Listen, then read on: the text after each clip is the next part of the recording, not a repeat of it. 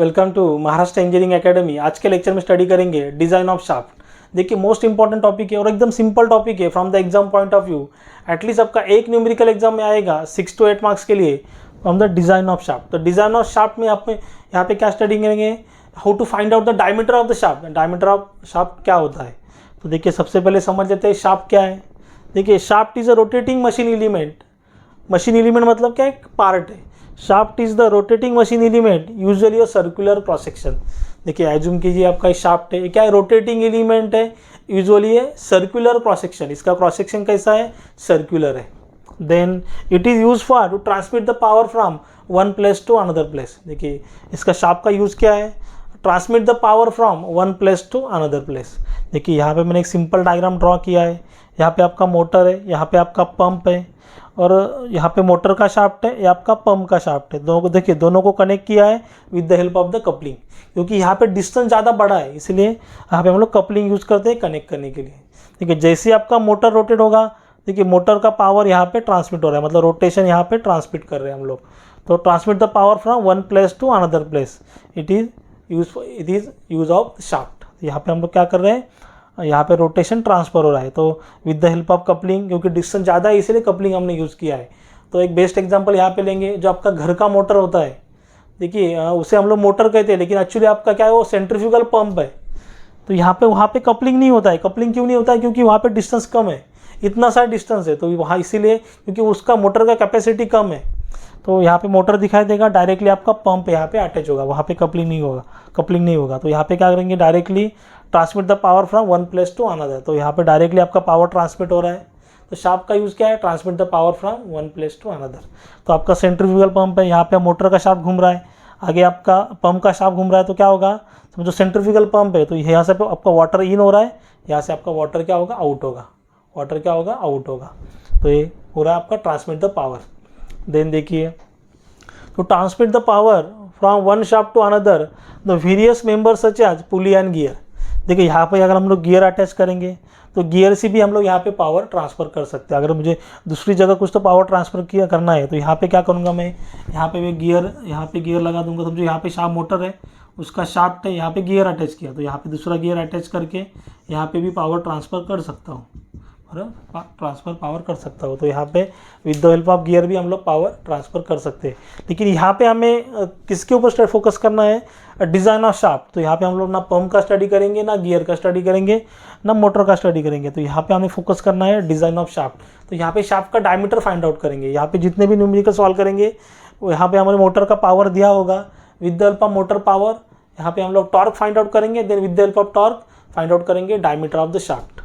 तो देखिए यहाँ पे स्टैंडर्ड साइज ऑफ शाफ्ट। तो स्टैंडर्ड साइज का जो शाफ्ट है उसका लेंथ कितना होता है, 5 metre, 6 metre and 7 metre. Then diameter, जो स्टैंडर्ड साइज के डायमीटर है। देखिए एक्चुअली यहाँ पे एक कैटलॉग है, तो डिप्लोमा के स्टूडेंट्स के लिए तो एक्चुअली हम लोग कैटलॉग यूज़ नहीं करते हैं। यहाँ पे डायरेक्टली जो डायमीटर आएगा उसे हम लोग राउंड फिगर कर लेते हैं। लेकिन आपके स्टैंडर्ड साइज का मोटर हम लोग सिलेक्ट करते हैं तो डायरेक्टली उसको अटैच हमें शाफ्ट मिल जाता है। लेकिन ठीक है, डिप्लोमा के स्टूडेंट के लिए उतना इशू नहीं है। डिग्री के स्टूडेंट्स रहेंगे तो वहाँ पे हम लोग पंप डिज़ाइन करते हैं, तो पंप डिज़ाइन के टाइम वहाँ पे मोटर सिलेक्शन करते हैं। तो यहाँ पे हमें सिर्फ डिज़ाइन ऑफ शाफ्ट पे फोकस करना है, उसमें से भी डायरेक्टली हम लोग डायमीटर जो आएगा उसका राउंड फिगर लेंगे। तो यहाँ पे देखिए मोटर के हिसाब से यहाँ पे आपके डायमीटर होते हैं 25 mm टू 60 mm आपका रेंज है। Then 60 mm to 110 mm, then 110 mm to 140 mm and 140 mm to 500 mm। यहाँ तक आपके मतलब मैक्सिमम कितना होगा 500 mm, मिनिमम कितना होगा 25 mm आपका डायमीटर ऑफ शाफ्ट होगा। देखिए स्ट्रेसेस इन शाफ्ट। तो यहाँ पे जो न्यूमेरिकल हम लोग सॉल्व करेंगे तो यहाँ पे 3 टाइप के न्यूमेरिकल आते हैं। स्ट्रेसेस कौन सा आपका, टॉर्क और ट्विस्टिंग मोमेंट। ऑलरेडी टॉर्क और ट्विस्टिंग मोमेंट हमने सॉम स्ट्रेंथ ऑफ मटेरियल में उसका स्टडी किया है। तो वही जो शियर स्ट्रेस है तो यहाँ पे यूज़ करेंगे, टॉर्क का इक्वेशन यूज़ करेंगे।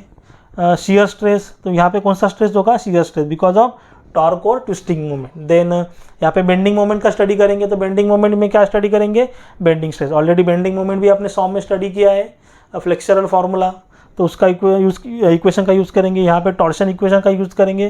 और यहाँ पे कंबाइन है, मतलब टॉर्क और ट्विस्टिंग मोमेंट भी है और बेंडिंग मोमेंट भी है। तो ऐसे 3 टाइप के न्यूमेरिकल आपके एग्जाम में आते हैं। एक तो आपका आएगा टॉर्क का फार्मूला यूज़ करके, एक आपका बेंडिंग मोमेंट का फार्मूला यूज़ करके, एक आपका कंबाइन का फार्मूला, मतलब टॉर्क प्लस बेंडिंग। तो इसके फार्मूला हम लोग आगे स्टडी करेंगे, क्योंकि उसी फार्मूला के ऊपर हमें न्यूमेरिकल सॉल्व करने हैं। देन देखिए यहाँ पे डिज़ाइन ऑफ शाफ्ट, तो 2 बेसिस के ऊपर हम लोग शाफ्ट डिज़ाइन करते हैं। ऑलरेडी इसके न्यूमेरिकल हमने सॉम में सॉल्व किए, स्ट्रेंथ ऑफ मटेरियल में, design on strength basis and design on rigidity basis. तो उसका आगे स्टडी करेंगे, फार्मूला डिराइव करेंगे। Then difference between shaft and axle, देखिए शाफ्ट एंड एक्सल का डिफरेंस यहाँ पे कभी कभी आता है एग्जाम में। तो शाफ्ट क्या है? Shaft is a rotating member, और शाफ्ट क्या आपका रोटेटिंग मेंबर जनरली है सर्कुलर क्रॉस सेक्शन। आपका एक्सल क्या है? नॉन रोटेटिंग मेंबर, एक्सल आपका नॉन रोटेटिंग मेंबर है। Then purpose transmit the power, shaft का पर्पज क्या यूज़ क्या है? To transmit the power from one place to another place and also support, use for the support. Then आपका axle का purpose क्या है? Only use for to the support. यहाँ पे कौन से मोमेंट होंगे शाफ्ट में? तो टॉर्क और twisting moment and bending moment. तो यहाँ पे एक्सल में आपका क्या होगा? Bending moment. तो बेंडिंग मोमेंट कैसे आएगा? देखिए कभी कभी ये शाफ्ट के ऊपर हम लोग गियर नहीं तो पुली माउंट करते हैं, बिकॉज ऑफ सेल्फ वेट भी वो बेंड हो सकता है। आपका शाफ्ट है समझो, देखिए एज्यूम कीजिए आपका शाफ्ट है, तो यहाँ पे मैंने गियर माउंट किया है, तो गियर के वेट की वजह से वो बेंड हो सकता है, नहीं तो शाफ्ट का जो सेल्फ वेट है उसकी वजह से भी वो बेंड हो सकता है। तो यहाँ पे क्या होगा?